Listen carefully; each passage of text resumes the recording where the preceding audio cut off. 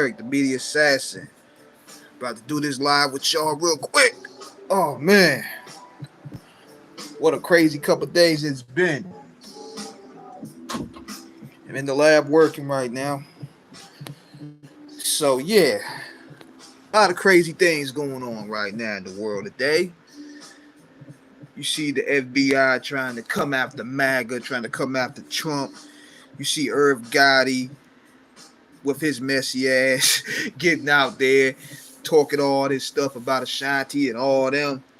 Man, there's a lot going on, man. So I wanted to go live with y'all because I didn't feel like doing individual videos about this stuff because it's a lot of work. And plus, I could flow better like this sometimes. That's why I like going live with y'all because I could flow better, you know? And plus, I ain't got to worry about thumbnails and all that stuff. Picking a certain thumbnail for certain stuff. So I just like, okay, let me just go shoot the breeze with you guys. But what's going on here is, first of all, I seen this situation where I think one of Trump's resorts got raided on by the FBI. Now, it could mean two things, man. It could mean either they see him as a real threat to the establishment to where he's gonna run in 2024 and they want to get him out the paint, or they could be in on it together, man. It could be all one big hoax just to get people riled up. So that's what I'm kind of thinking at right now. Like, they trying to turn up the heat and get something to move and get people going on with this midterms coming up. So they got this raid. They raided one of his resorts. And it's just been crazy. It's just been crazy how also with that, they also coming after Alex Jones. Got that nigga paying at least about $45 million. Shoot. Over the whole thing with the Sandy Hook victims. So Republicans, you know, outright, all of them been catching L's this week. You know what I mean? But being that a lot of people is not really feeling the Biden administration, they figure, man, this could be a Trump card, no pun intended. Try to get Trump out the paint. Because one thing about him for sure, he has that cult of personality where he can draw a crowd. You know what I mean? He can draw a crowd. You can't take that away from him. And I think the Democrats are scared of that. They scared of that right now because they don't really have nobody to really energize their base right now. They don't have anybody to really motivate and go out there and vote. They're not really feeling this whole Biden-Harris administration at all. It's been a failure at all fronts. It's been a straight failure. People don't want to admit it, but it's been a failure. And it's not gotten any better at all. So this is probably a Trump card, no pun intended, to get him out the paint. But I don't think it's going to work. I don't really think it's going to work at all. Now, with this whole Irv Gotti situation, everybody buzzing about it. So I wanted to go ahead and give my 2 cents. I post up clips of it on what's going on. And I'm going to give another angle. See, one angle that I think people are really trying to come after Irv for, and hear me out on this one. Irv putting that out there. Now, I don't know if he did or not, sleep with Ashanti, but this is going to open up a new Pandora's box of females that had to sleep with the CEOs to get placed in certain positions. And I'm thinking they trying to shut Irv up because of that. Now, I'm not condoning or defending anything Irv Gotti did, but there's a wonder why they trying to really shut him up for that, because we know that's a common practice within this industry. That's been going back to Barry Gorey and Diana Ross. Now, you got Ashanti being seen as a different light now. You know what I mean? She getting seen in a different light now because of this. So now it's like, okay, Who else have done this? Who else have really went out there and slept with their exec to get a record deal, or really get ahead of the food chain, so to speak? So that's one angle that I'm thinking about. Now another angle I'm thinking about too is when Fat Joe got involved and chimed in on it. Like, there's an angle with that, because the way I look at it, there's tension there still from the verses of last year. There's still some unmended tension between Ja Rule and Fat Joe. Especially even when Irv re-brought it up on Drink Champ. There's still some tension there. And I thought to myself, how is Fat Joe coming at Irv, where Fat Joe disrespected Vita and Lil Mo? Like, we ain't forget about that, buddy. But at the same time, in defense motion, I can see it for it being competition. I can see it being a battle for him. It should be taken that way. But considering the fact that you said the same things publicly about Vita and Lil Mo, you really know better. So the way I see it, there's some tension there. That's why Fat Joe got involved. And on top of that, one thing I learned too about this situation is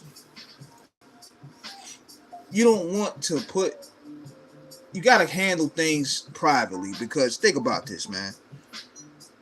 If Joe would have hit Irv directly, it wasn't blown up like it did. Because think about this. At the end of the day, Joe he owes success to Irv Gotti and Murder Inc. Like, that's a situation there where you handle that, man. You get on your little FaceTime, on your little Fat Joe show, whatever you do, and you talk about that man to man. Instead of calling him a sucker, so now you inviting different scenarios to the situation. And now it's going to probably get into some other stuff. So what I'm saying is, based off the fact that without Murder Inc. and that sound, Fat Joe wouldn't really be gotten far mainstream as he did. Big Pun opened up that door for him. Murder Inc. and them gave him What's Love. He skyrocketed from there.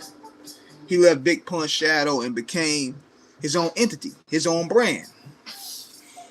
So the least he could do is, okay, that's family business. Get them on the Fat Joe show and let's mend all the fences. Get Ashanti, get Irv Gotti, get Ja, get Lil Mo, get everybody aboard, and let's mend all this. That's all he could have done. Instead of really going on live and saying he's a sucker and all this. Like, you owe your whole livelihood to Irv Gotti, though. And I'm not even a fan of his like that. That's my take on it. Now, it was a sucker move on Irv's behalf to go out there and start talking about Ashanti like that when she didn't really deserve it. She never really warranted that type of response from that. But see, one thing I know for sure, Murder Inc. was never the same since the feds came through and kicked the dough down and, drained their resources. They were looking at life in prison. That shit is traumatizing. It's traumatizing thinking about that, man. So that's why Irv, since that day, got a chip on his shoulder. Because you got to look at it like this. Even though I'm 50 Cent, Eminem, Interscope, Aftermath, whatever, shady, the whole industry turned on Murder Inc., yo. 50 turned the whole industry against them niggas. And they did it willingly. He literally turned the whole industry against Murder Inc. within 1 year. Hold on. Within 1 year, he turned the whole industry against them. And Irv has a chip on his shoulder to this day. Because those same people that were doing songs, that was begging Ja for a feature, they just shitted on Ja. Went with 50. So That's number one. Then on top of that, they really got no love for the Fed when the Feds came through. Nobody was really supporting Murder Inc. Nobody was really shouting them out or nothing. That's why, aside from Death Row Records and Rap a Lot, none of the industry was really behind him. So it was very appropriate when Ja Rule and Irv did the America's Most Wanted cover on, I think it was either The Source or Double XL, I believe, because it was just them against everybody. Then the situation with Lloyd, I posted that on my page today. That's from when Lloyd had an unsung from a couple years ago, I believe, where Irv Gotti was like, yo, fuck Lloyd. That nigga need to get hit by a truck. I don't care. And see, Lloyd not understanding the dynamics of what's going on. He ain't really understand how serious this beef is with Murder Inc. and G Unit, man. He went in there just thinking, oh, I could just go and do a song. Nah, it's deeper than music, bro. It's deeper than music. It's way deeper than music, man. Niggas died off that, man. People got shot. It's street stuff involved with that than just doing music. Like, think about it, man. Like, even with 50, and I was talking to T-Max about this earlier, even with 50, anybody that stood next to Ja, he was going at. Because he saw them as helping him get back on his feet. So with 50 got the power, that's why he went at Jadakiss and Fat Joe. Anybody that did songs with Ja Rule, Lil Wayne, anybody that the game, anybody that stood next to him or offered any assistance to Ja Rule Murder Inc., he went at. And he also went at Puffy because he was calling themselves the Supreme Team or something like that. Him, Rick Ross, and other guys. So this whole thing is deep, man. It's real deep. It's street oriented, and that's why I don't think Lloyd understood how deep it was. He thought he was just going ahead and doing a song. Well, it's deeper than that, buddy. Yeah, for those who don't know, it's the song he did with 50. That's why Irv said what he said. And see, he looked at it like the whole people that he helped assign turned their back on him. And since that day when the feds came through, he been having a chip on his shoulder. So, and another thing I didn't like how he did Mike Geronimo. Mike Geronimo did not deserve that at all. We had Mike Geronimo on the phone. He spoke real good of Irv. He didn't disrespect Irv on the show. It was none of that. It was all form of respect. So for Irv to come at him like that, that was uncalled for. That was very uncalled for. And that's another thing too. When niggas get too drunk, and the fairness, Ja Rule tried to tell him, man, he was like, yo, bro, chill out. Chill out, I'm calling her the B word. You know what I'm saying? So at least he tried. At